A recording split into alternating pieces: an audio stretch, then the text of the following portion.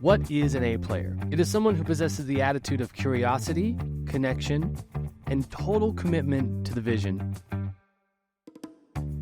The work we do with our clients helps them both be A players and fill their organizations with A players. This is a segment of the Naked Leadership Podcast where you'll get to know the A players of our team at Take New Ground. You'll get to see firsthand their brilliance, talent, and commitment as we walk and talk in areas of their expertise. Hello, my people. This is Chad. Today I get to sit down with my good friend, Caitlin Zaremba, Associate Partner at TNG. Caitlin is an organizational psychologist specializing in talent assessment and leadership development. Her pragmatic and straight-shooting approach to an often slippery and vague sector of this work is a breath of fresh air. In this conversation, Caitlin and I sit down and talk about her 3 essential practices in order to invest in the people on your team. In this conversation, Caitlin and I go on an unexpected tangent about whether or not a trial period for a new hire is a good idea or a bad idea. I'll let you listen to find out where we land, but it was a really fun conversation and I can't wait for you to listen.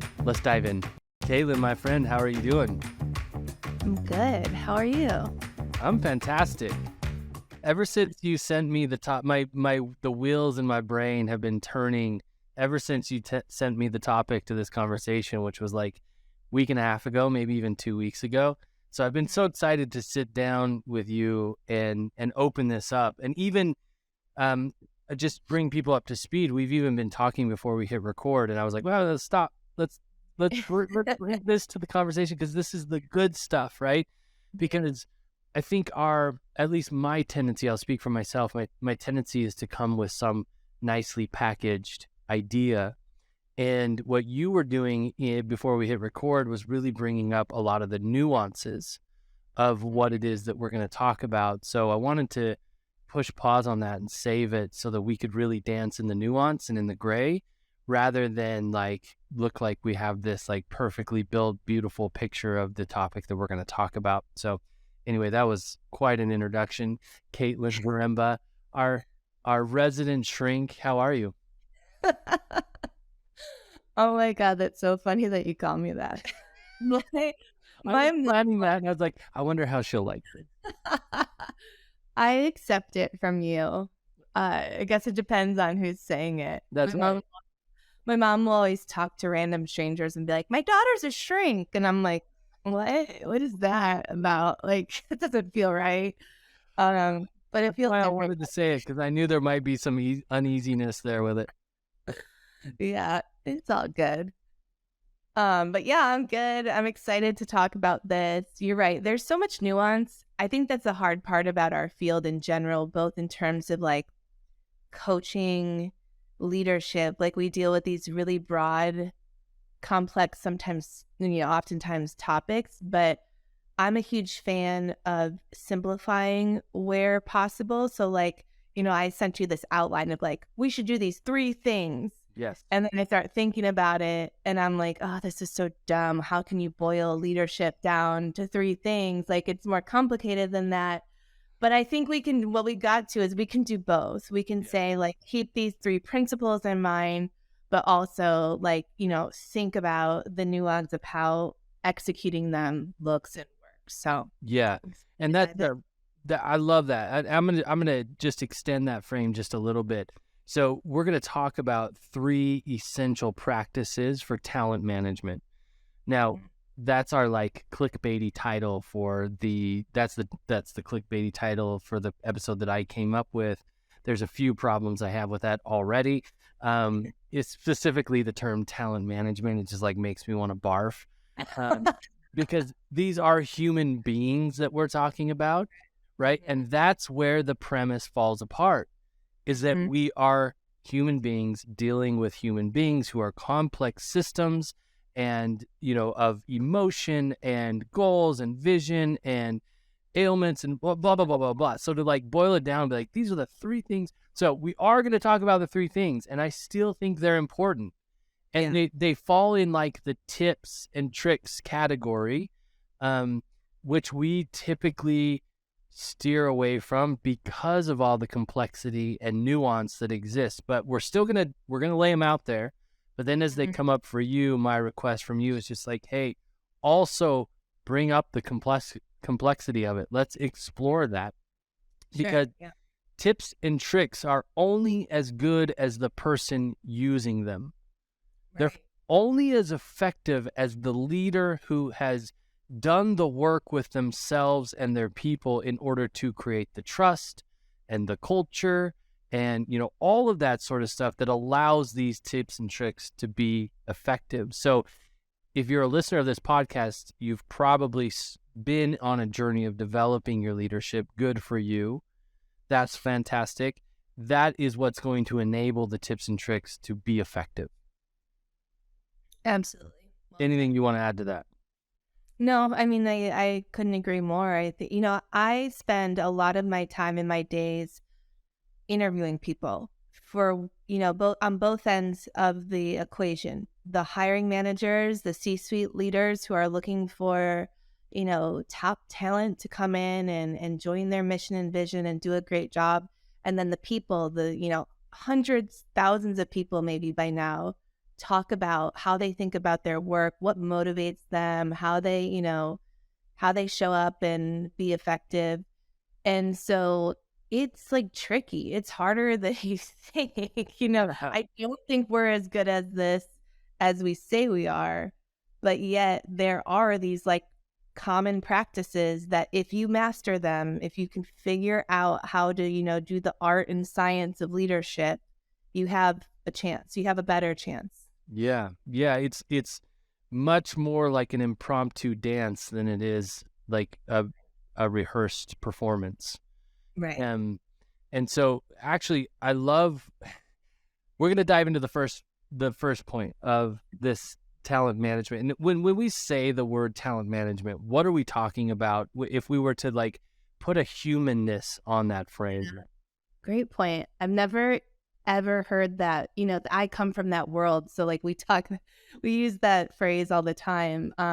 But I think really what it is, I want to say it's like engagement. Like, how do you draw on a person and engage them and make them like excited to be there, recognize their gifts, lift them up, get the best out of them, they feel fulfilled in the work. It's just, how do you engage people for the long haul? Because oftentimes we're not trying to get someone in and out with quick results. We're looking for people to join our tribe, be excited about it, and do great work. Mm-hmm. And it's hard. It's really hard to motivate people and engage them over a long period of time. Yes. I as you're talking about, yes to all of that. For me, like if I were to put it simple, talent management is how we call people up to the vision. Yeah.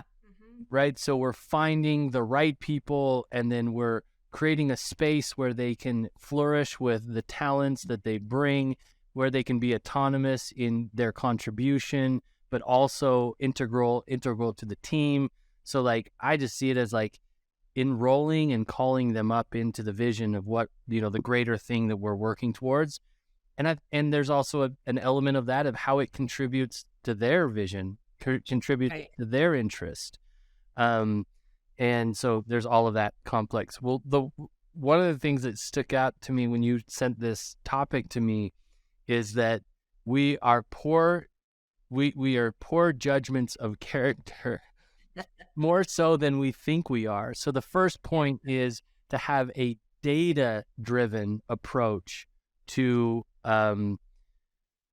hiring, to acquisition, and recruitment. So and I know like our last conversation together was all about assessment, how to use it, when not to use it, or what, or when it can hurt a culture, when it helps a culture. All really good conversation. I got so much out of it. So we're not going to spend a ton of time on this, but I want to hear you talk about this idea that we are actually poorer judges of character than we think we are.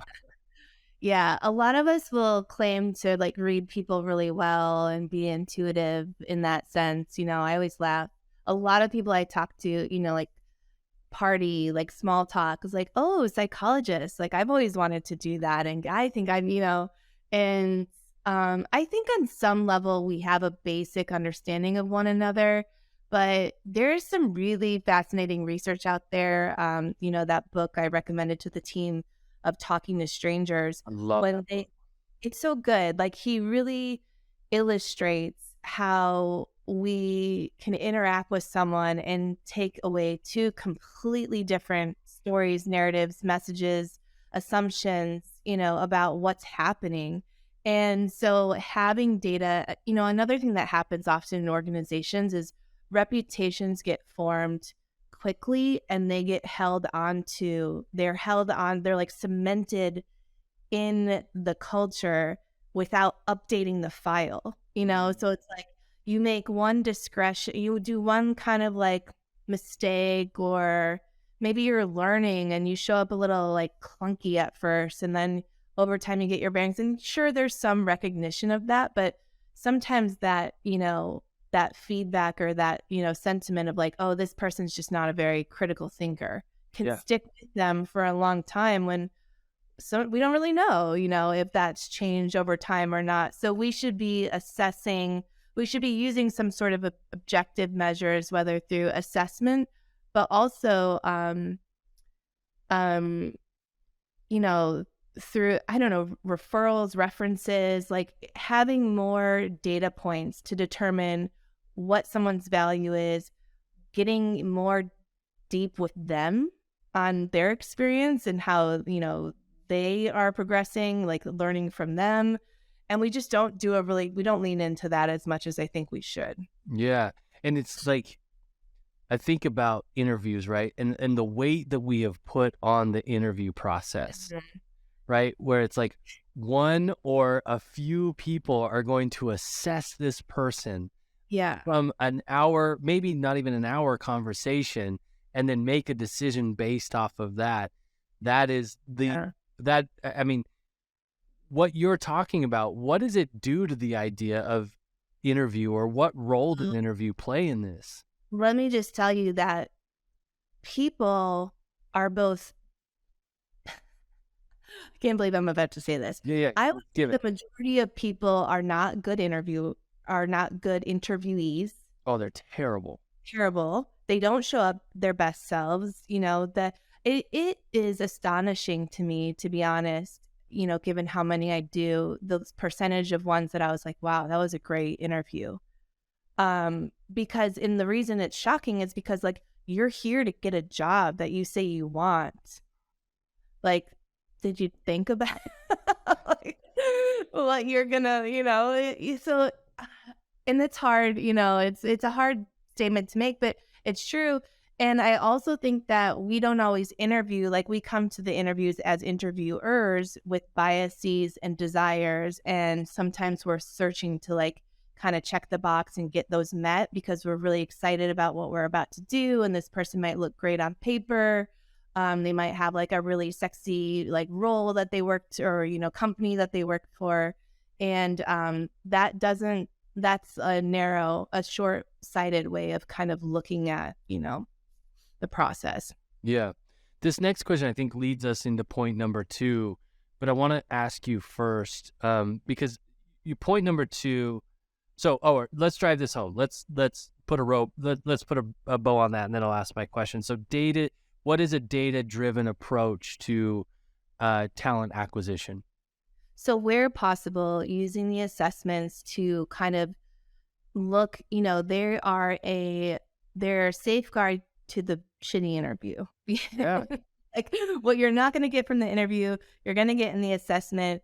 And if you have someone who understands the process, you can extract a lot more, predictions out of that than, not using them. So where possible, use that. I also think it's a really good idea to get clear on, competencies. What am I looking for in this role? Have we like listed them out, not even just in the job description, but have we kind of defined what this looks like? If we're saying that this is what we're looking for, how do you ask an interview question that gets at, if you can't use assessment, how do you ask the questions, or even if you can really, that gets at what this is what we're looking for? So that there's some, science and data approach behind there. And at minimum, if you don't have the resources for those things, I would be, I don't know if people still do reference checks, but I'd be doing a lot of that. Yeah. The best prediction of performance is how they've showed up in the past to some degree. So, really digging through those references and asking good questions of those folks who are probably biased as well. Yeah, absolutely. So get as many unbiased or limited biased opinions as you can, which would come out of assessments, could come out of references, understanding your biases, what is it that's influencing your decision or your desire to make a decision either way. And there can be so many variables there. It's insane. So my next question is, I want to talk about how do you view, or what do you think about trial periods with a new hire? Like, you're coming in and you have a 90-day or 120-day period where you're here to make some, your results are clear, your targets are clear, but you're here to make something happen to help us decide whether or not you're a permanent fixture on the team. Never even thought about this. So that's a really good question. I don't know. My impulse was to say like, no, thanks. But then again, I like the idea of doing the dance together and figuring it out and putting something on the line. I don't know that we do a great job always of incentivizing performance. So this is one way to do it. One could argue it's a weird pressure to put on, a circumstance, but you could really see what they're capable of. The question I'd have though is like, how do you get clear? Two questions back at you. How do you get clear on the expectation, like super crystal clear on the 90-day expectations? Yes. Because that can backfire. And then second, this is like a bigger question is, whose responsibility? Who is more responsible, or where does the responsibility lie in the management of talent? Is it in the person? Is it in the employee or the leader? What do you mean by that? Help me understand that question. What do you mean by the second question? I've got an answer for this, or I've got a response rather for the first one, but help me understand the second one. So, like if I'm an employee in an organization and I'm unhappy or I'm lost and I'm floundering. Yes. Where is the responsibility? I'm sure it's not one or the other, but like, what is the responsibility from each party? And does one have more based on their position? And I think that this kind of matters in your question too. Oh, it totally matters. So here's why I ask. This is very, very present for me right now. I'm working with a client who I am coaching the hiree who is currently in a 90-day period. Uh-huh. And they're exploring, and they don't quite know where they're at in result to the 90 days. They don't know where they stand with the company, but they're giving it everything they've got, or seemingly they say they're giving it everything they've got to make this thing work in the 90 days so that they could be a permanent fixture in the leadership team. Mm-hmm. And what was interesting for me is first question. You're so on point, because the first question you asked is, how do we make those results and those aims so fucking clear that there is no question whether or not you're making it happen or not?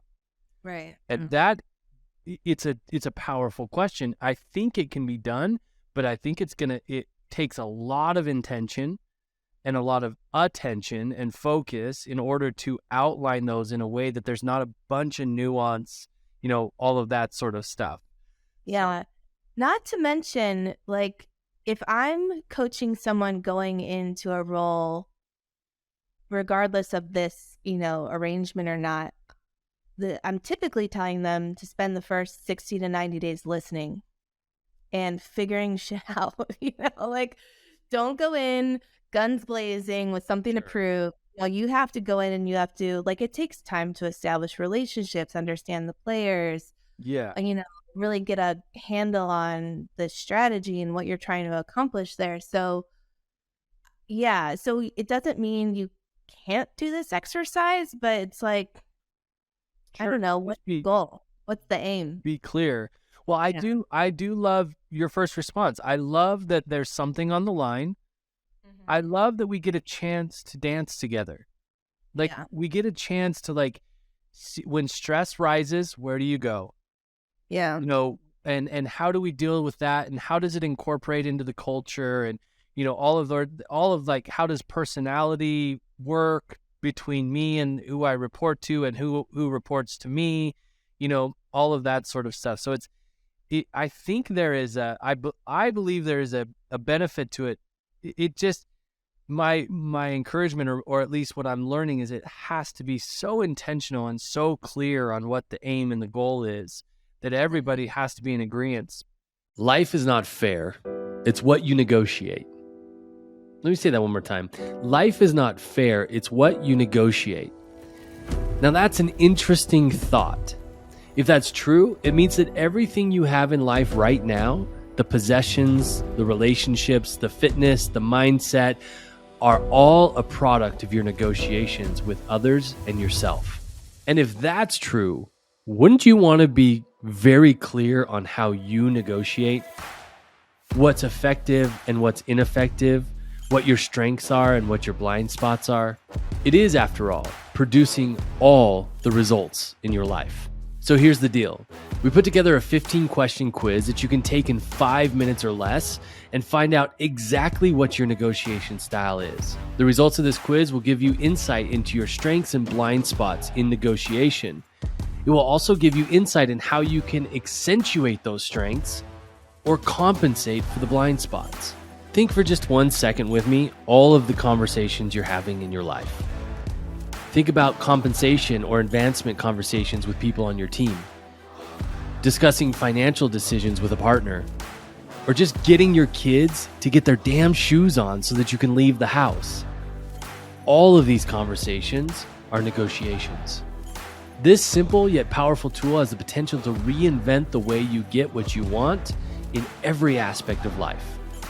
Go to negotiation.takenewground.com right now, or click the link in the description of this episode and find out what negotiation style you embody. You can thank us later. Now back to the show. Your second point is so on point too, because what we discovered in my first coaching call with this person is that the aim was unclear. She didn't understand where she stood. And she didn't know. And my question was, okay, what is success at the end of the 90 days? Are you clear on that? No, I'm not clear on that.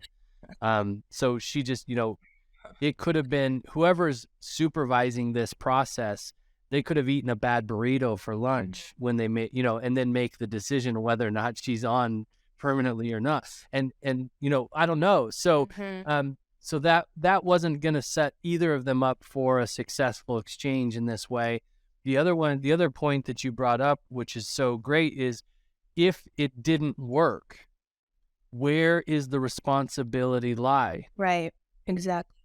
And that's a powerful question because, on both ends of this experience, both of them have complaints about where they hadn't been set up for success in the exchange, right?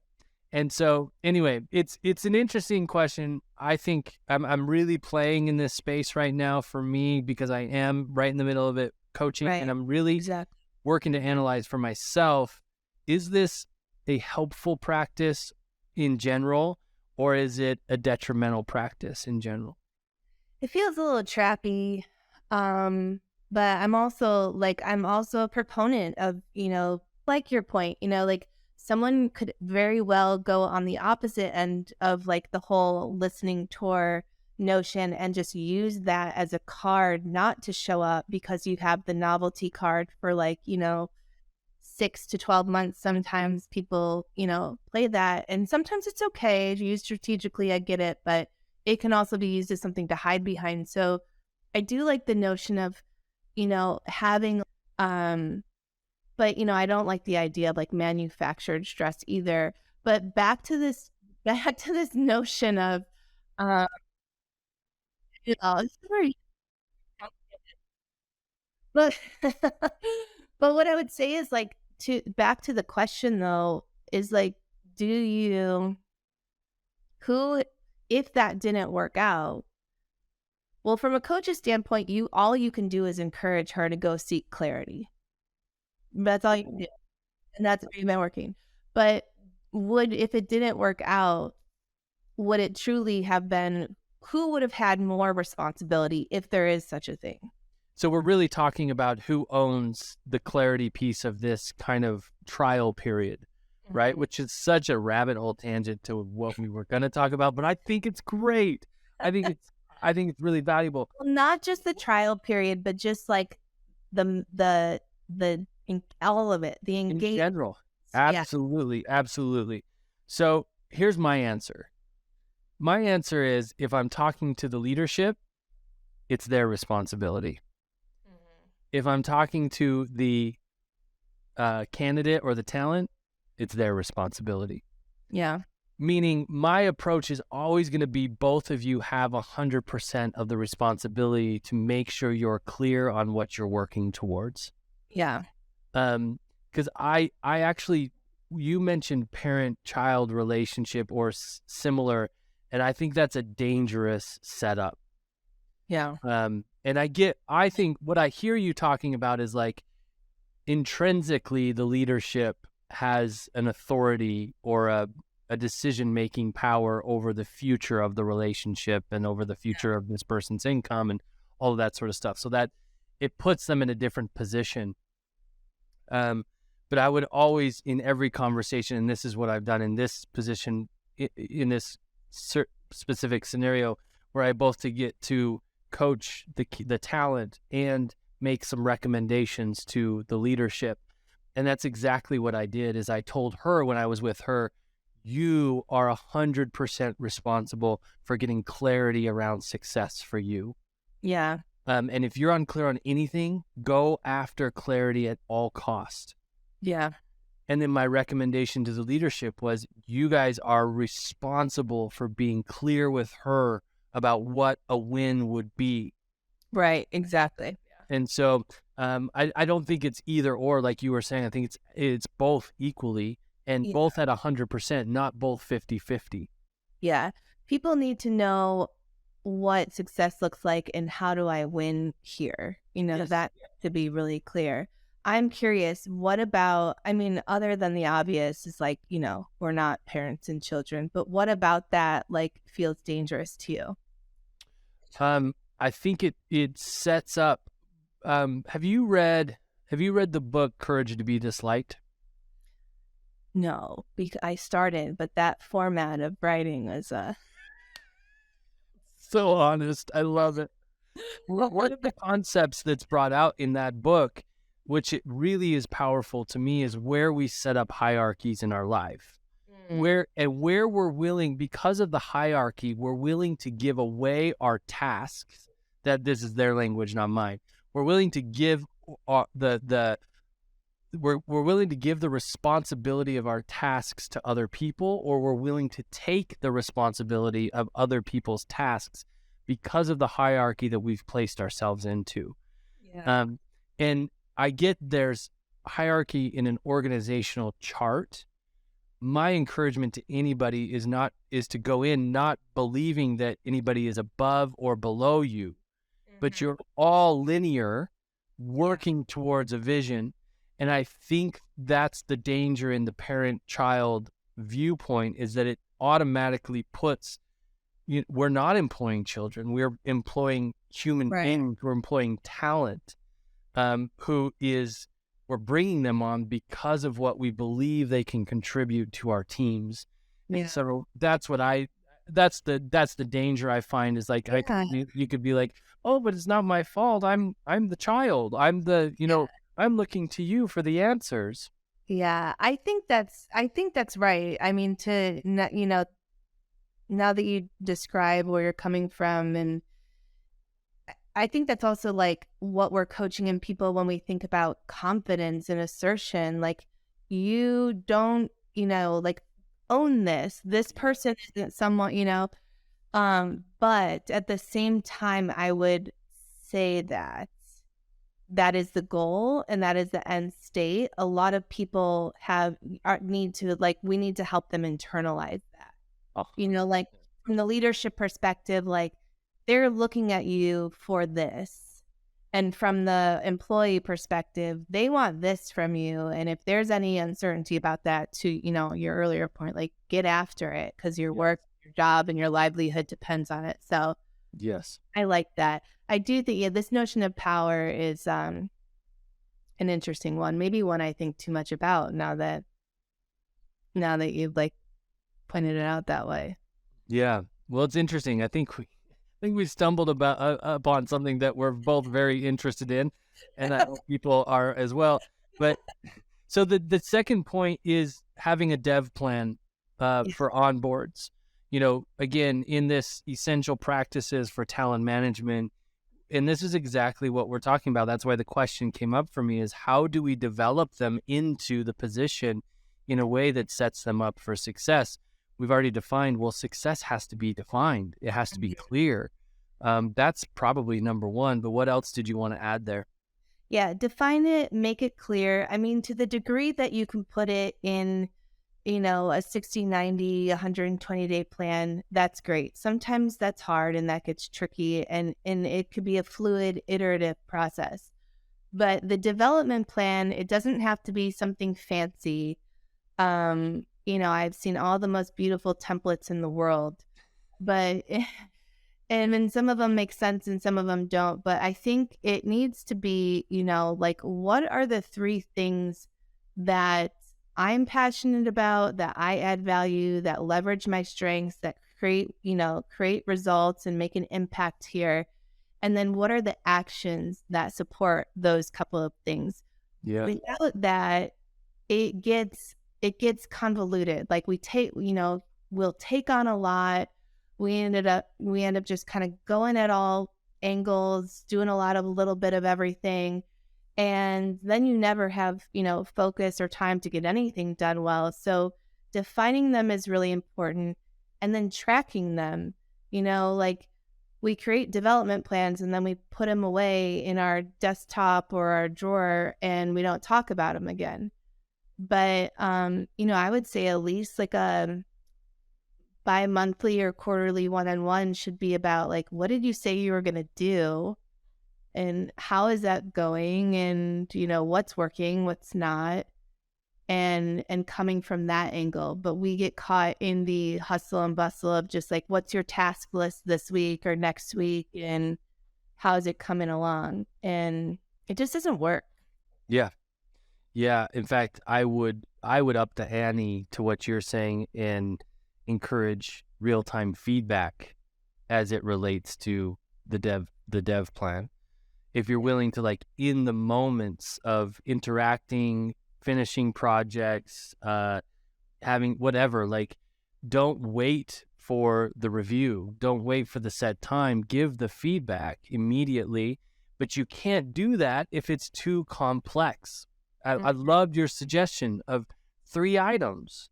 I saw a 90-day dev plan the other day, and it was like 5 pages long. And it was like, I don't know. I don't know if this is effective because I think there's too much to track here. Yeah. I think that this is too complex to follow up on. I've liked when I've seen the onboarding checklist, which is more of like, hey, these first like 3 months is just a tactical exercise and getting your stuff up to, like, getting you on the platforms. And, that's cool. If that turns into the 90-day, plan, it's not, it feels, just like a to-do list that isn't all that engaging. So I don't know.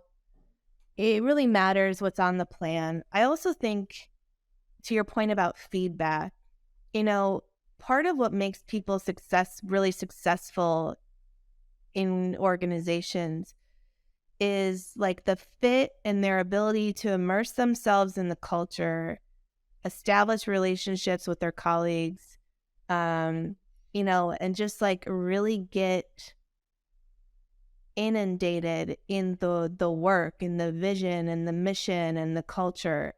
And to that, I would say somewhere in the development plan, the onboarding plan or the development plan, calling out the performance behaviors and attitudes that are in alignment with who you say you are and what you're trying to do, and then when they're not too, Yes. is a really critical part of, inviting and immersing someone into your world and keeping them there and making sure they understand what it means to be there and you understand them and their experience of being there. And, there's a lot of richness into that whole process that I think we basically never do. I think we invite people on and we say, hey, these are our mission statement and here's our values and generally here's what they mean. And then it's like, that's the Yeah. last we hear about that until there's another, all hands or Yeah. Well, power. it's the shit hors d'oeuvre principle, right? You say call out. I think I know what you mean by call out. I encourage get curious about, right? So when you notice it and it's small and it's the first little incident where it's like, I'm not really sure that what they just did aligns with our values. I'm going to check in with them. I'm going to find out what's going on, or, maybe they misunderstood how we put into action our core values, or maybe they, whatever, but I'm going to check in and let them know that something's off. And I want to know, how could we create more clarity about it? How can we set them up for success around that principle? All of that sort of stuff. And it takes time. Right. It takes less time than most leaders make up it does, especially if it's an ongoing conversation. But what takes a ton of time is when it's a shit buffet and you've got to pick apart everything they've been doing over the last 3 months that you haven't addressed. And it's now to the point where it's either go or change completely. Yeah, absolutely. Couldn't agree more. And where that comes from is like this notion of cultivating and developing culture is such like a big like it's a big ambiguous task. It's kind of like metaphysical. Like, how do we embed a belief system and an attitude and a way of being into these people? And to your point exactly, you have to be talking about it kind of, frequently, like, and you could and get curious. But I would also say not call out in like a harsh, you're doing this or that, but definitely recognizing and celebrating when it's working so we can have examples of that, that embodiment and what that looks like. But if it's not, start with curiosity, but like bring attention, call attention to it, like bring it to the table. Because people want to say like, I don't know why this isn't like grabbing or not, because it's not just an exercise that you put, in the job description. You have to like work at it and ingrain it into the behaviors of the organization. And that's a lot harder. Yeah, makes sense. And that's what I sensed you were saying when you said call out. Some people take that, some leaders take that, and it's like, all I have to do is like snap or get after them or whatever, which is that's not going to be healthy in a long-term relationship. So number 3 is you talk about building a bench and for growing a team's skill set. And would love to just hear what your thoughts are there. I didn't even know. I forgot that I wrote that. So you said being clear on who's working on what, the ongoing cultivation of engagement and retention. Yeah. How are you growing the organization? What's in it for them? What does it tie to how does it tie to the vision? Yeah. So I think, it's like, so we started our conversation with like initially creating a lot of focus and clarity, and then like a consistent checking in on that, not just at your typical like weekly one-on-one of task list, how's it going, but checkpoints of what'd you say you're going to do, is it happening, what's getting in your way, what's not, sort of thing. ongoing feedback, both real time and I think, scheduled time. And so once you've got like an established team, to keep them engaged is also a feat, but that again is just about how are you doing? What are you excited about? Where's your energy? What do you want to grow into? I really love the idea of um, leveraging people's like unique strengths and interests and kind of tying those to the overall strategy map, what your company is doing and who can contribute where. Because two things, people need to know their contributions are making an impact to the overall goal. I think sometimes we make the mistake of thinking that people are more selfishly motivated than they are, but when you're in a job, you want to know you're doing a good job. You want to most people want to make an impact. And then secondly, I forgot what my secondly was. Where's their opportunity for creativity or excitement or passion? In addition to what needs to get done, like what do you want to do? Where do you want to grow? And I think sometimes we avoid those conversations because we're a little, narrow or limited in thinking like, if I ask that, then I have to create something, or then I have to offer something, whether that's money or an opportunity that I don't know exists, but that's not necessarily the case. Yep. That makes sense to me. So, I was in a conversation. I'll tell this story real quick and then we can wrap it up. I know we've gone a little bit longer. A lot of gold in this conversation. Obviously, we had a lot to say about some of this stuff. I was in a conversation with a founder yesterday who owns a tech company, been around for a few years, about 110 employees, and just really making a mark in the industry that they're in. Their software. Anyway, I won't go into the details. And I was chatting with him and I just said, hey, what do you attribute the success to? Like, how did you grow the way that you've grown in such a relatively short time and, really own a market that has kind of been stale for a while? And he's a young founder. I think he's younger than me. And really in tune. I loved the conversation I was having with him. And he said, he answered immediately, very, very quick. And he said, I attribute it to one thing: building a place where people, when they walk in, they say, I love working here. He said, I knew if I focused on that the innovation, that the, all of the things that I desired for a growing, company, they would take care of themselves if people walked in here and said, I love working here. I'm a better person for working here, being here. And I think that illustrates the number 3 point that you're talking about is if your focus is towards how do we create a place where people love being, and that they're called up to something greater than they ever thought they could be, which is ultimately what we love. That's what's going to result in the love of working here. Then you don't have to worry about much else because the people will show up, the talent will show up. I will say the people who really say they love what they're doing and it's genuine is it's such a small percentage compared to the people who, are communicating they really enjoy the work. So, I want to get in the mind of that leader and say, well, how do you do that? Yep. And what are the elements to that? And I bet he's paying attention. I bet he's, creating a pretty safe, open and inclusive environment.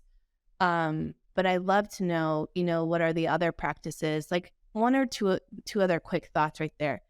That guy is probably being really thoughtful about how he's setting up this environment.